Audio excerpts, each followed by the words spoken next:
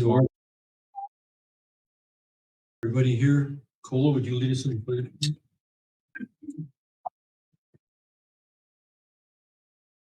Pledge allegiance to the flag of the United States of America and to the republic for which it stands, one nation, under God, indivisible, with liberty and justice for all.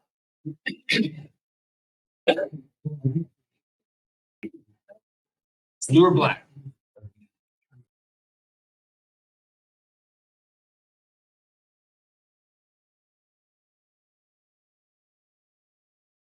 I heard it was awesome. I need to get a ticket, I was sold out. Yeah. Okay, the first item of business we have is the approval of the minutes from the February 10th meeting.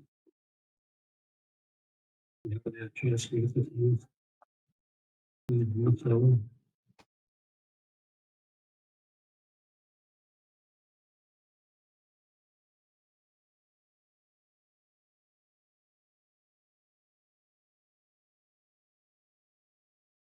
Second.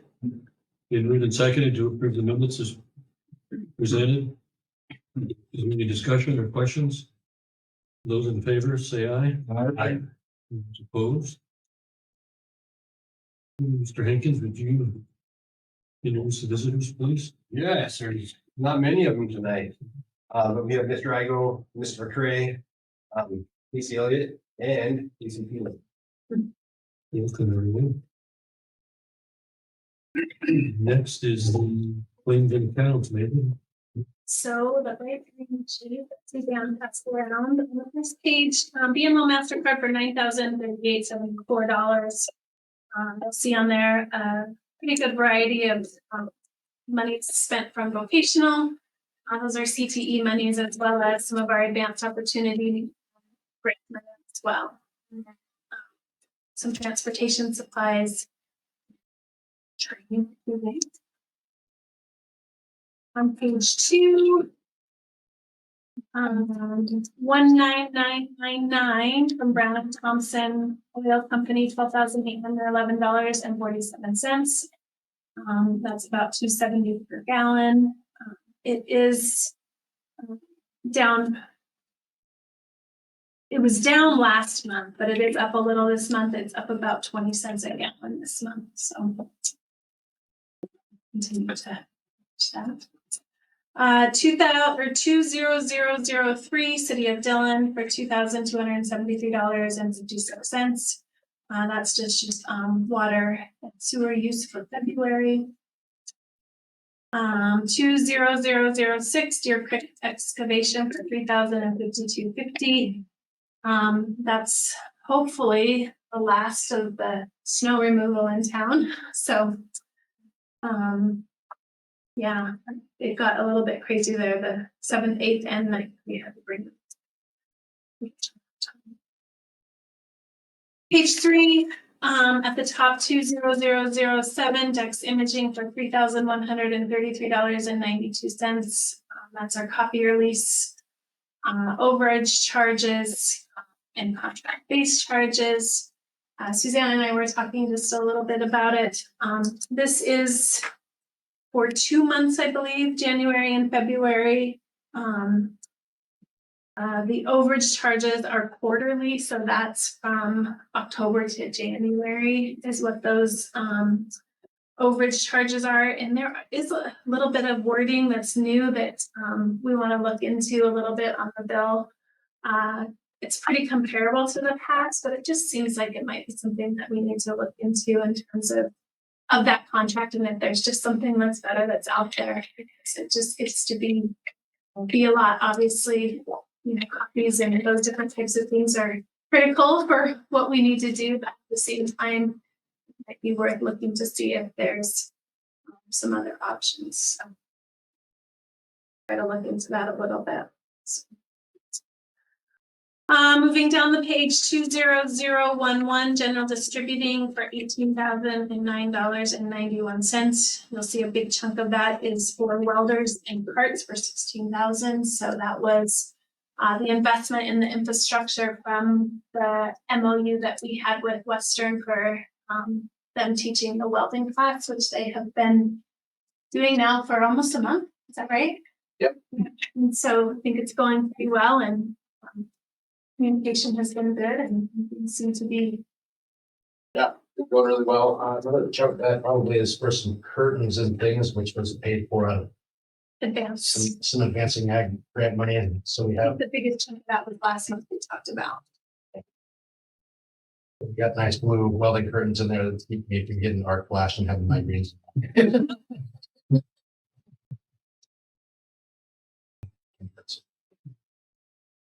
Great. For 17 Montana School Boards Association for $2,431.20. A combination of legal services as well as the last of the superintendent search charges. 20019 New London Company for $16,500. We'll talk a little bit about the audit, but that's the audit that Debbie Olet, is that how you say your last name?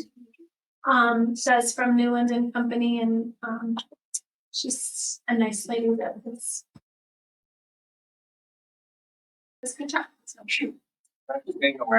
sister. Yeah. 20020 Northwestern Energy for $10,800 and $50.54. So that was gas and electricity for February. It is up $1,600 from last month, but it's down from $2,500 from the previous year. It was $2,500 the previous, down $2,500 the previous year. So, and obviously that was when we had that really big cold spell in February.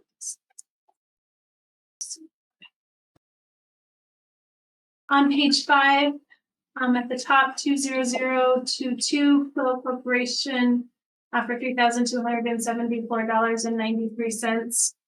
This is about the time that Audra does a reorder on a lot of the office supplies and those different types of things, and that's those on. 20023, the Rocky Mountain Boiler for $4,089.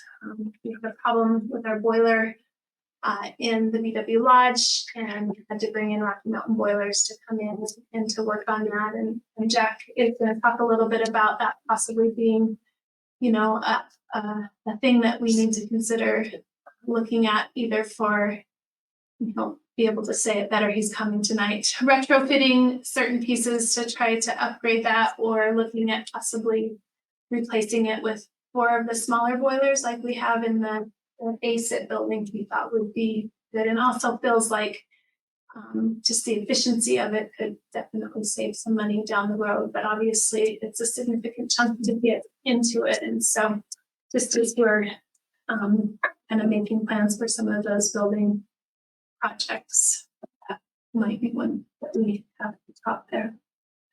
20024 Shell Energy North American for $9,801.48.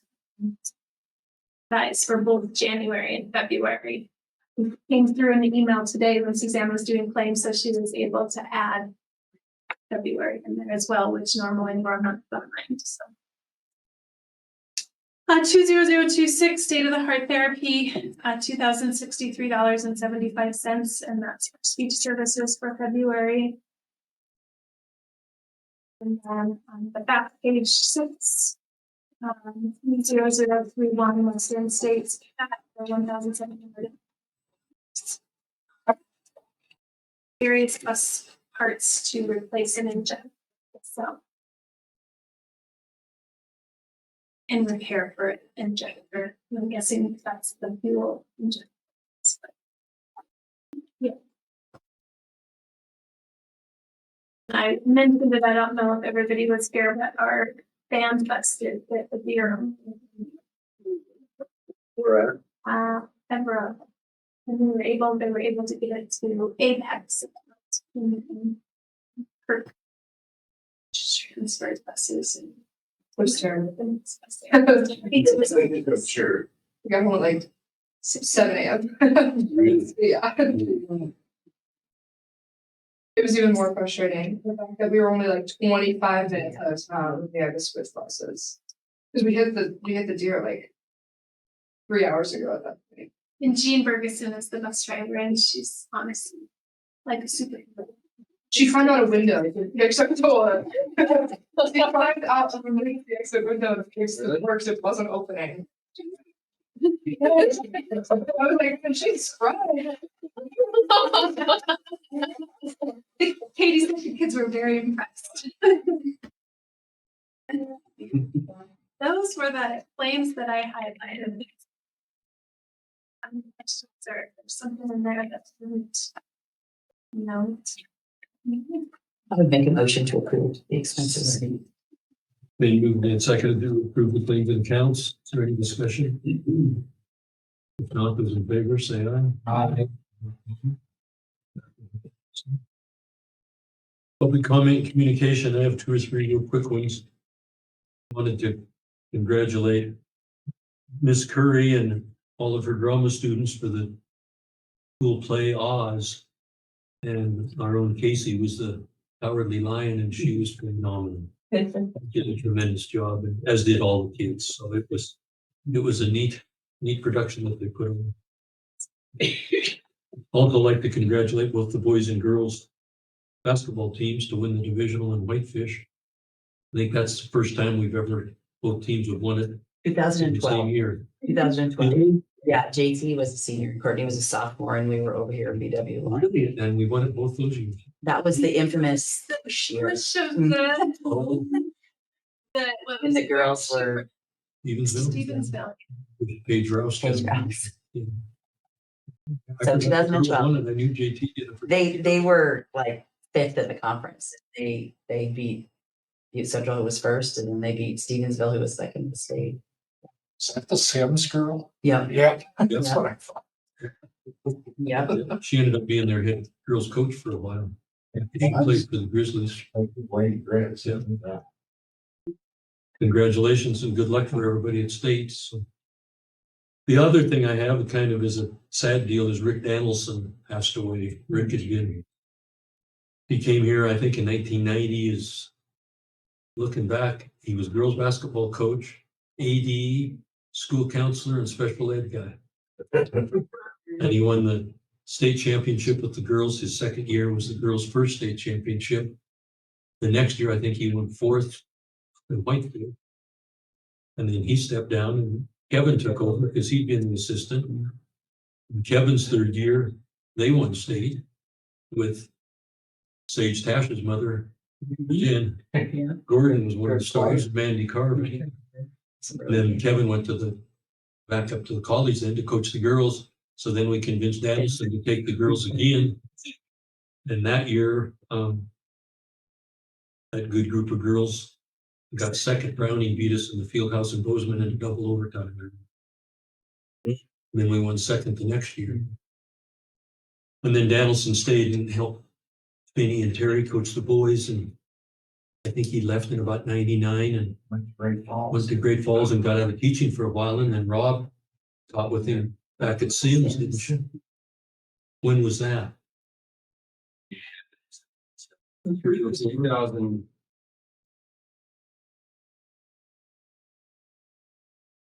Oh, and he was the girls' coach and counselor up there then, or what was it? He was the elementary principal. Oh, he was, okay. Anyway, he was a great guy. Danielson was a lot of fun.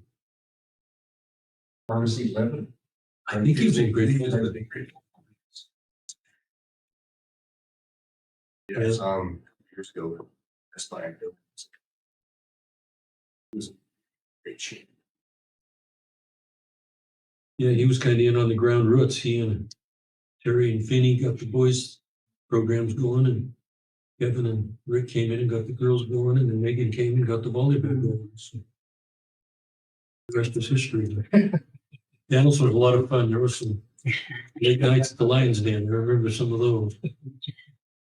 Anyway, it'd be nice if I couldn't find an obituary. If we ever found something, it'd be nice to send a card or something to acknowledge him somehow. He was a cool guy. You knew him, I guess. Chris, didn't you? You were here. A little bit, yeah. atmosphere, yeah. Anyway, any other comments or communication? I just get an email from Mike Reed today that deed for vigilante should be finalized and reported shortly. So we're moving in that direction. Obviously, that does mean that we will take on the Northwestern Energy and all of that kind of stuff once all of that stuff goes. But I know that Brock's already been in contact. I think Sarah retired though, so he was a little worried about, I think, was it Sarah at the title? Yes, she did. Yeah. retire. Yeah, and so he was gonna reach out to her and make sure everything was still in place. I think he either with her today or scheduled for tomorrow. Okay, so, yeah, so that's really exciting. Of course, Gary mentioned it, but I think FFA Alumni Banquet raised about $45,000. $350 That's awesome. and about 110 auction lots. So it was incredible. So We had some folks. That's way more than last year. Wasn't yeah, we're a little up over last year. We didn't have as many side things, different raffles and things, but it was pretty incredible. College does a really nice job and makes it really easy for us to roll in there and do our thing. it? Good. Well, congratulations. It's pretty. Any other comments or communication? If not, we'll go on to the superintendent's report. All right, so 6.1 teacher clarity proficiency based assessment and graduate profile. So Mr. McCray is here and he's going to visit with you a little bit about some of the work that a group of teachers have been doing kind of in the morning and kind of the aftermath of what has come from that in working around teacher clarity and proficiency based and standards based assessments and those different types of things. And I just had to create a whole section in our state accreditation on both of those things and creating different plans, and the work that they did is definitely critical in being able to do all that. So I just thought it would be really good for you guys to hear some of the stuff that's happening behind the scenes and ways that we're trying to engage students and how that graduate profile that we've kind of seen kind of comes full circle with. Just one sentence to the right. I tried to create as many that's meaningful things. Yeah, We got a piece chat. of it. Caleb told me I had to go an hour tonight. So I made.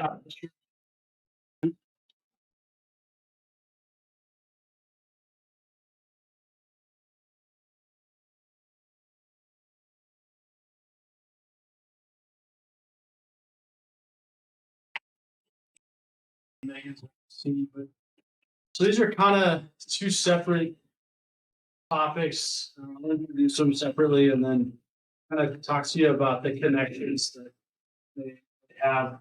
So we had started a couple months ago where the staff got together and had looked at this graduate profile, and we compiled a bunch of that. And I'm sure you guys had to approve it. So you've seen this, and it was just a really unique opportunity. I teach psychology and I teach 21 seniors, and there's a lot of freedom to encounter some pretty cool things in psychology. And so I get to try out a number of different things and elicit some information and some feedback from students and what they think. And so we just spent about a week attacking and debriefing the graduate profile and what some of their thoughts were on it. I'm so proud of the group because it takes a lot for a student to give some meaningful feedback. And sometimes, they feel like that's a little more than not just meaningful feedback. Sometimes they can use that as an opportunity to whine or to do something that really we can't do anything with. And so I really challenged them to tell us some of the things that we do well and offer some things that we can improve on. And I gave them the first piece where it had the 5 different pillars of this. And I just asked them for like a knee-jerk reaction. What do you think? If this is what you're supposed to be prepared for, what do you think that looks like? And we got some things kind of all over the board to really prepared to, like, I'm not really sure what these mean. And then the next day, if you go into the document where it says student feedback, graduate profile, I had 16 students respond over 2 days. And what I did is I asked them to go through the graduate profile on the front and say, I want you to star the things that you feel like you're competent in. Like if this was your resume, you know, star the things that you really feel like are like those are skills that you have. And so there's a category for that.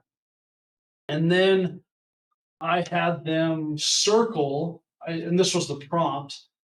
I want you to circle the 3 to 5 most important to be successful later in life. So we got a lot of just really good feedback there. And this is the compilation of those 16 of 21 students. So let's kind of look through what 16 high school seniors felt like they had and what they thought was important for them to be successful in.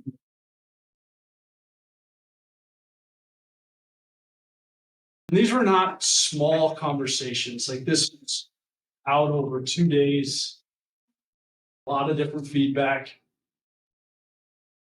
Probably explaining what some of them meant and what. Yeah, for sure.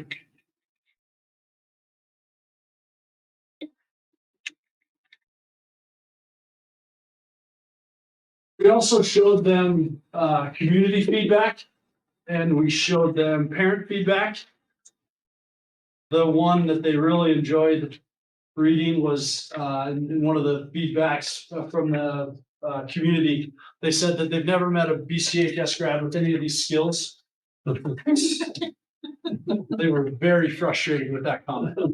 Very frustrated. First, it was probably anonymous. Yeah. That's usually the way they come. I think we gotta wait and see. I asked Megan not to share that with me. So I would, because it's not important. And again, we looked at it, tried to flip it a little bit, that's just some work we have to do. We have to, you know, somehow get out that our graduates, you know, do have these skills, whether Yeah. It's interesting they acknowledge that not prepared the taxes or I'm a huge proponent of financial understanding for these young adults. They don't get enough of student loans, home loans, you know, those type of things that. Credit. Yeah. Credit, all of that. Yeah. But that's not unique to here. No. It should be I think it should be a nation. I think that's why they added last year was the first year of financial literacy. Yeah. Required it, they're a semester of that, they do just over some of that stuff. Right. But it is, the guy, so just a trial and error. Yeah, and it's we do taxes in my government class. And so at least by the time that they're done, like next Monday, we start on filing taxes. So like the community, you know, time management, showing up and being on time and all of those different types of things was extremely critical. I mean, I felt like that was the most important thing. And you'll see there that, you know, 5 of the kids felt like they had it, but only 2 of them thought that it was really one of the more important things, when I think that our business owners and our business people are craving, you know, that as a skill. And so I just thought that this was such a great project for us to start with the graduate profile for next year, so that, you know, you can kind of know what needs to be hit on and what, because they have to understand this document too, if we expect them to have these skills. yeah, so I think and just kind of having some insight of being able to digest the numbers with them.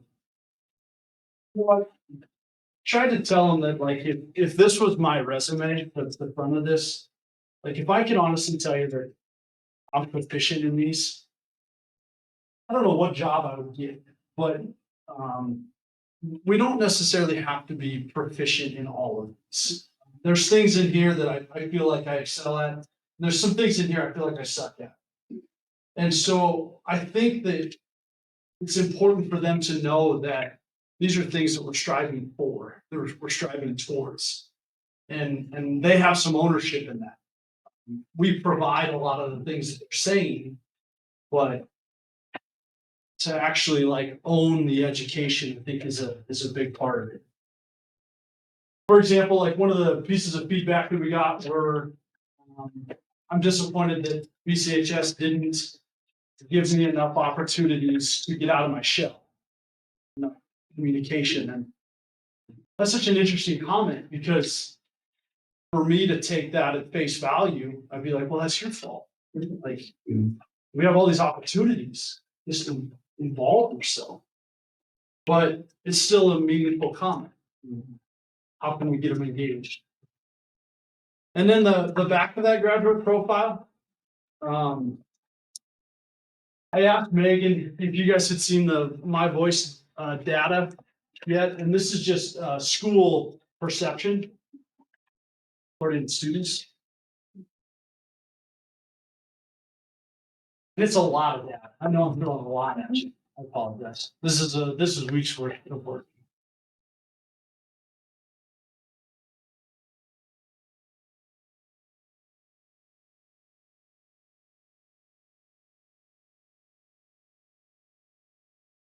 So I think, and then if you have questions, stop. What you're seeing is a comparison from year to year and whether things go up or down. And as I've went through the graduate profile now, and in looking at some of the standard-based assessment stuff, I think that the word that I keep coming back to is that we need to own some of the numbers, and we each have our own slices of pie and how we can improve these. And so what I did is I starred and highlighted the ones that frustrate me. As you know, that because you can kind of see the staff piece to some of those numbers. And I think it's really easy to whine and complain about numbers being going down. But to show some ownership in it, and as a staff try to address one or two of the areas that the numbers are low. I would ask the students as freshmen, you know, the seniors coming through here, their numbers went down every year.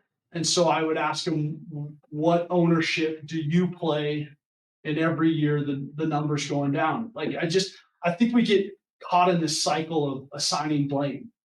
It's always the freshman, it's always the middle school, it's always this. And I would like to get away from that and own what we can control.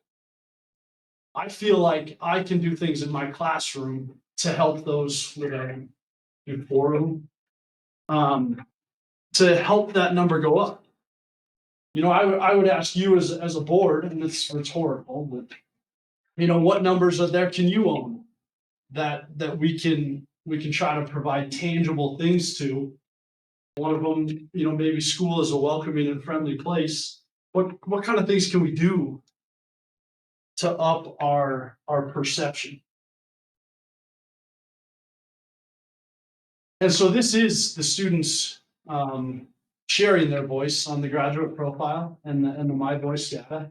And I think I would like to start working towards some of these numbers.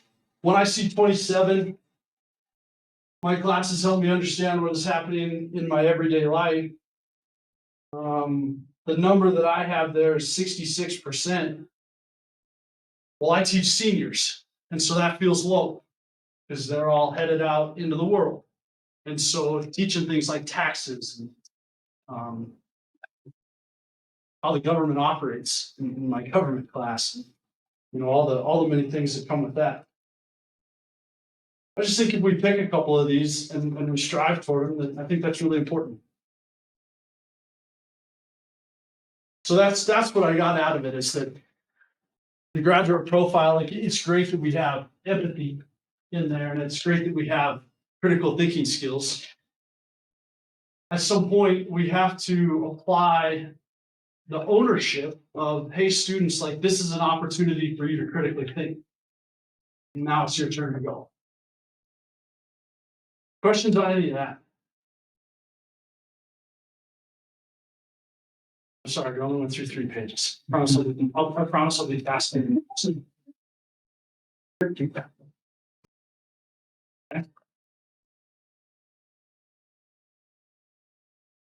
You know, one of these that is really nice is the one that says, I believe I can be successful, is 98.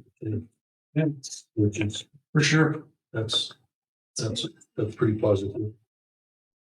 But I find like 13, I find that interesting, that, so you recognize for something positive. So, I'll get your own. Yeah. from the 22-23 to the 23-24, there's like a drastic increase in many. What was what happened there? It's doing the data. So Somebody that likes data more than me took a hold of. So we've been struggling in the research mechanics of it, of what to do with this neutral option. So when we ask them these questions, I guess they're more statements. They get strongly agree, neutral, disagree, strongly disagree. They got another option. So there's a lot of students that press the neutral, a lot. And so we've just kind of, as a staff, have been like, what the heck do we do with it? Do we get rid of it? Do we lump it in with the positive? Because if it's like, I'm getting bullied at school and you're neutral, I feel like if somebody's getting bullied at school, you would say something. So then we just try to figure out what to do with it. we Is that talked right? about getting rid of it. It lend itself to some valuable, feedback on, what students are, that they are neutral in some of these areas, and so.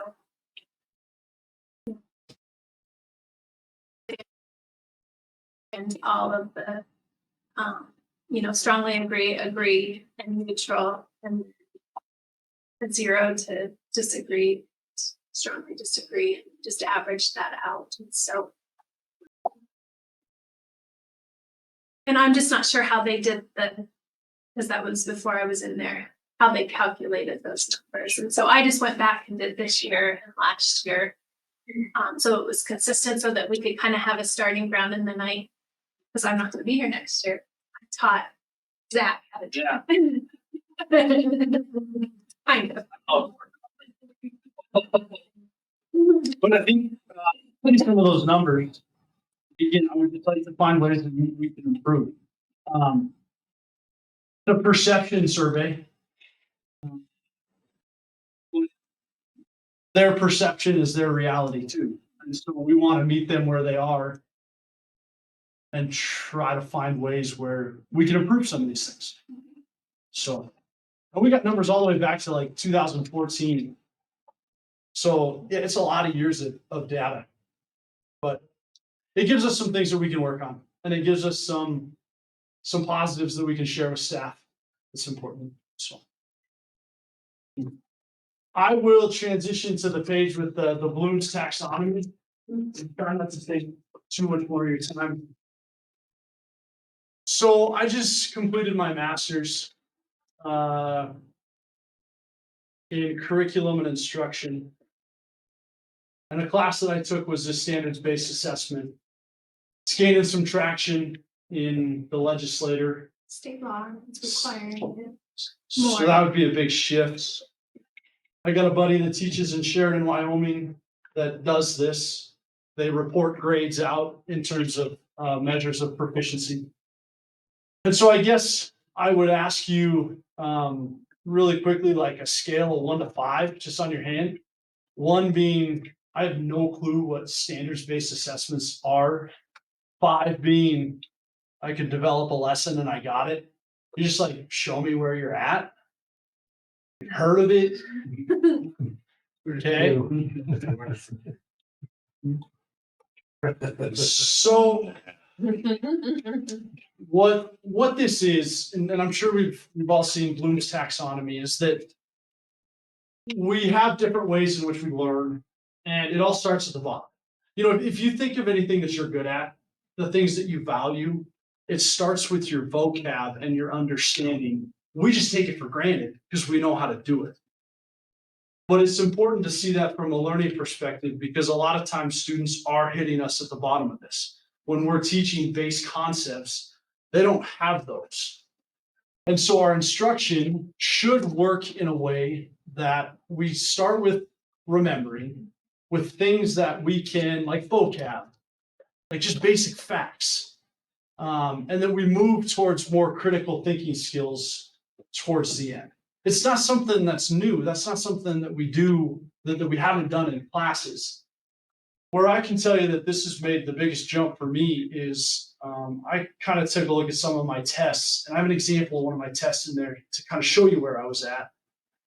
I wasn't offering a lot of opportunities for students to show some of the more critical thinking in our evaluations.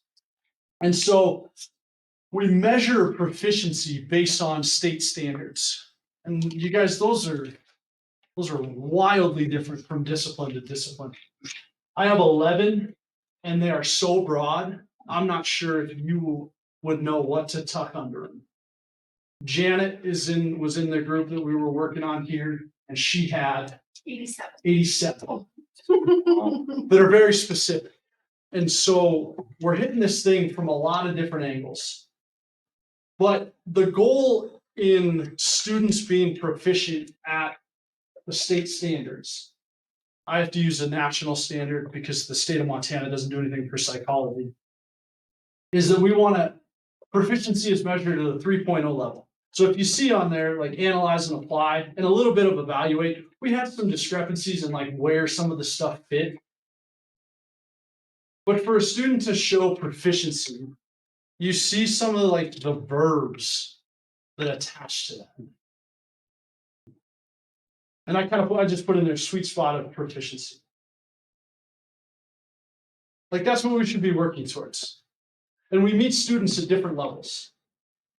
If a student loves history, I meet them at a higher level than somebody that doesn't like history. And so we all come from different portions of this Bloom's taxonomy as we're moving towards proficiency. Above proficiency would indicate that I didn't teach you this in class, and you still demonstrated more. So that allows us to show that you are above the proficient level, and I think that's cool. Yeah. Other things. I printed off the back sheet because I kind of like the way that it, the different taxonomy, I kind of like the way that it represented that.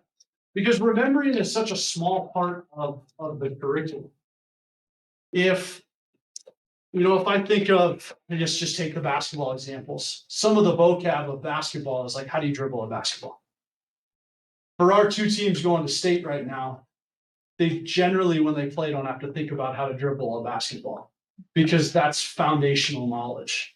So they get to keep stacking on that foundational knowledge of how to apply that to different situations. But if somebody suddenly forgets how to dribble a basketball because you're in a game with the Browning Indians and the fans, that makes you nervous, none of the other stuff on top of it matters because you don't know how to dribble a basketball. And so I like the way that it represented that. And this sheet is just another way to represent our measures of proficiency. And on the top, I just tried to show you kind of what some of the things we should be asking, some of the verbs, some of the ways that we can phrase questions. And I am really trying to make this as streamlined as I can because this is a big topic.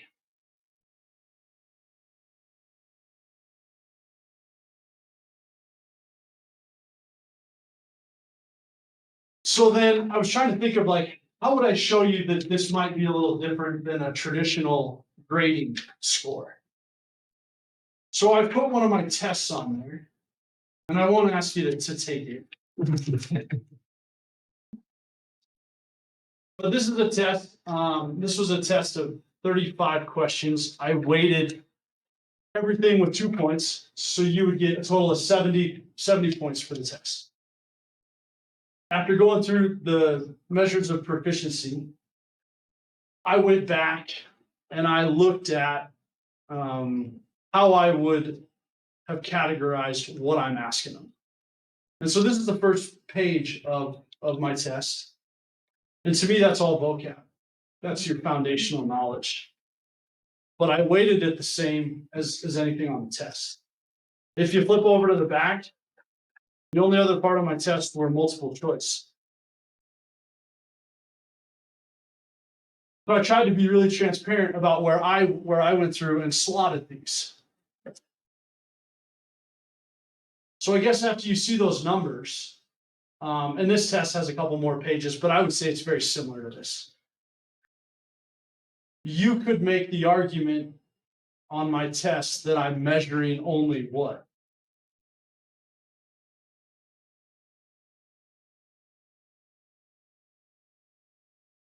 You're not even getting efficiency. So am I asking enough from them? And what level class is this? This is a government class. Okay. Yep. So after going through this, I said, well, I gotta give more opportunities for students to demonstrate above proficiency. Because if I'm handicapping them by my questions and I'm not asking them anything, we're not even touching into some of the higher levels of Bloom's taxonomy. So then on this sheet, this is a form that Teacher Clarity, Kelsey Zitzer created the form, and we're all kind of trying to use this. And I made a psychology lesson for you to show you what this looks like from the teacher level, and then I have a student example of how to go through that. So if you see the standard there, that is an American Psychology Association high school standard. Under personality 1.3 and 2.2, those are them read in full. The key verbs and nouns are things that we want to take out of that, and we want to start building what it looks like to assess them. And then on the bottom, we make the learning targets. And so in this one, we're gonna do a thing on DISC personality theory. That was one of 4 that my textbook had mentioned about personality theory.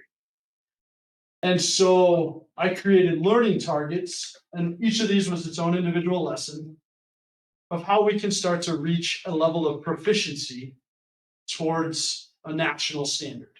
And hopefully you can see in there the taxonomy level.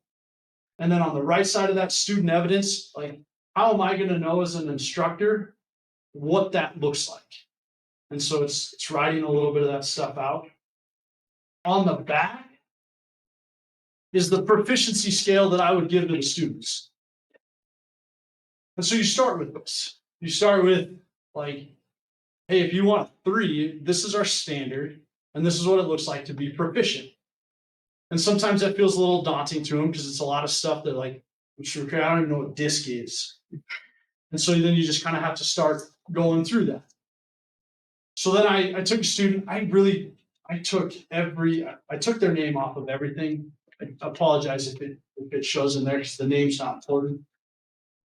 So what we did to be at the vocab level, the 1 level, is I found a website that measured their DISC personality. And that's what the quiz that you see there. They had to go through and they had to thumbs up of those 4 comments, thumbs up the one that's most like them, and thumbs down the one that's least like them.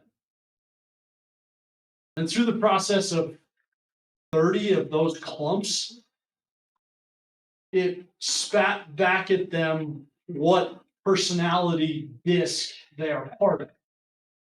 And the student on the very bottom there where you see it says you have a strong inner motivation, that was this student's response from the website. And then, so this is level 1. This is me telling them what the different pieces of the pie are. we're demonstrating the base knowledge. If you flip it over, this is as we progress to level 2. I asked them to star where they were. And I asked this student, for each personality theory, so now we got it at whole, is what are the characteristics of each of the pieces of the pie? What motivates these people? What fears do these people generally have? What influences them, and how do they deal with conflict? So you could argue that this is still one. This is the foundation. This is the base. If you flip that page over, again, I tried to take all the names out. I had them slot their friends. I had them choose 5 of their friends on the back of the pieces of pie, and try to figure out where those names of their best friends, where they are. So this is like a 1 to a 2. You're progressing. The page where it says better than Barnes would be the proficiency project to it. They had to create a business or a goal where they had to give me a mission statement. And I gave them 5 employees, and in their business, they had to have one person with each personality, and they had to assign them a role in their business that would make the business successful. So this particular student apparently had some quarrels with Barnes and Noble. And so their goal was to make a bookstore that was better than Barnes. And that was the name of their business. And so what you see in there is the slideshow from this student. They created this is not me, of the names of the people and where they were going to place them. And why. Yeah. And so you'll see some different roles in the businesses that this student put in there.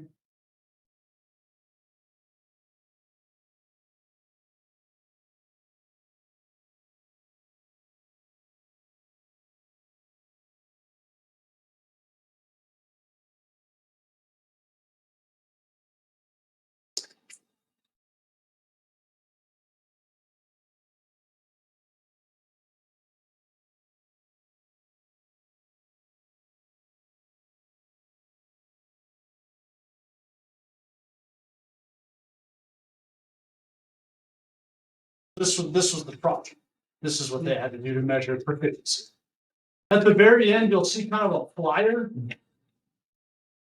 So what we did at the end for a create was using AI. They were to create a flyer for their business. They weren't allowed to edit anything that AI spit out at them.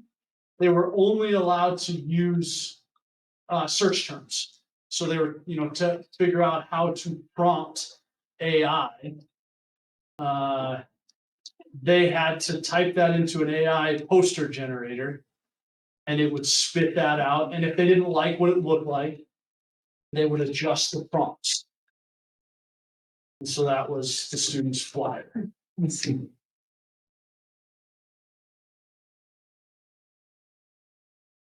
So that this student, I would say, I measured this student at a 3.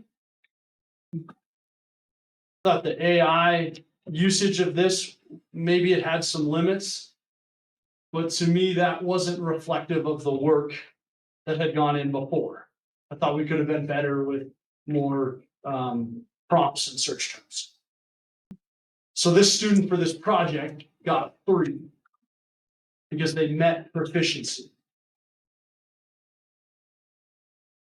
as opposed to 100% for completing the project. So I would say that that's a student's example of us doing proficiency scales and standards-based assessments. Definitely a terminology change for students.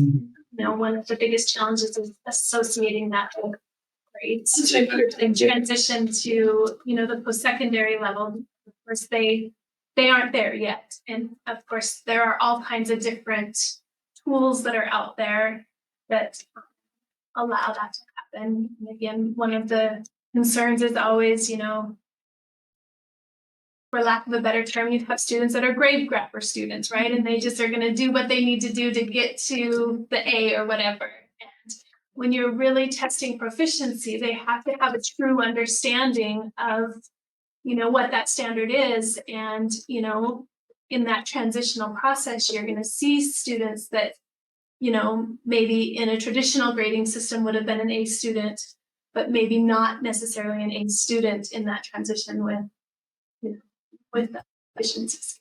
So, but honestly, listening to this group of teachers every Wednesday morning since the beginning of school for an hour, they came in an hour before school.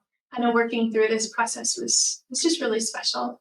And just listening to them talk about applying it to their classrooms and the engagement that they were getting out of students. And I think in one of the things that was in there, students want to be engaged in the classroom. And that's one of the things that this type of stuff does do. And, you know, obviously I've been in education now for 25 years, seen lots of things come and go, and where you get kind of frustrated because it's like, oh, it's another new thing. But to me, watching this process happen, it wasn't that it was flipping it on its head and starting from scratch. It was really taking what they're already doing and just looking at it through a different lens. Yeah. Do you agree?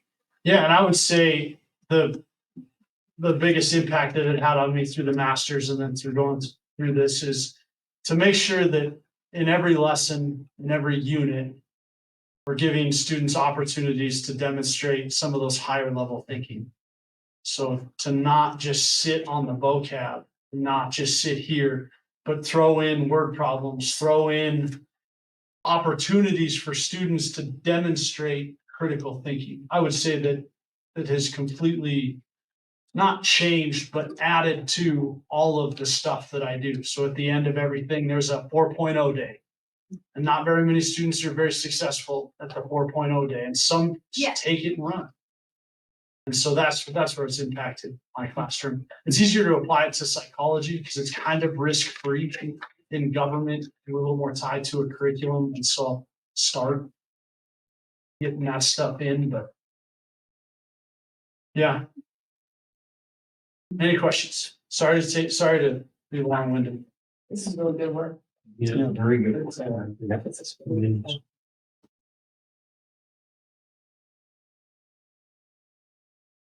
does it go from? So basically, we have as part of our state requirement, we are required to have a 2-year plan to try to transition to a proficiency-based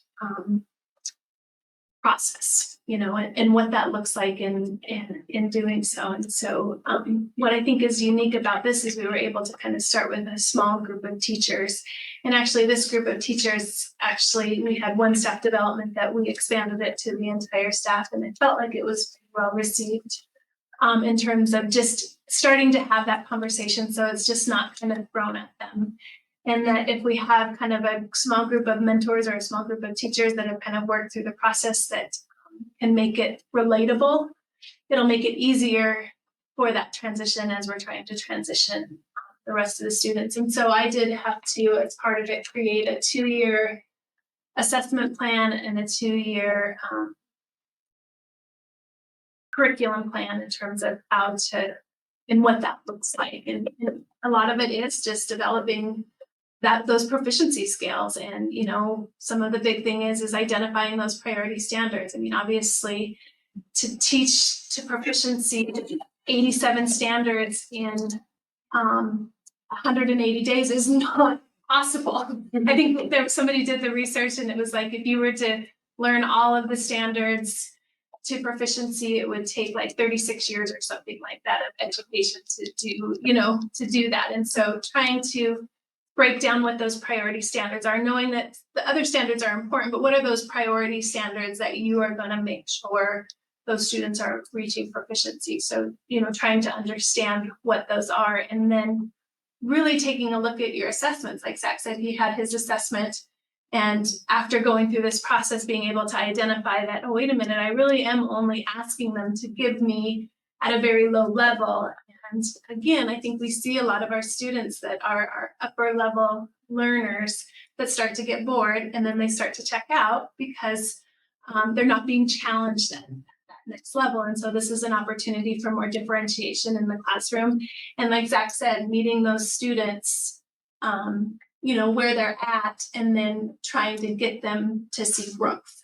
And so, and again, it's going to be flipping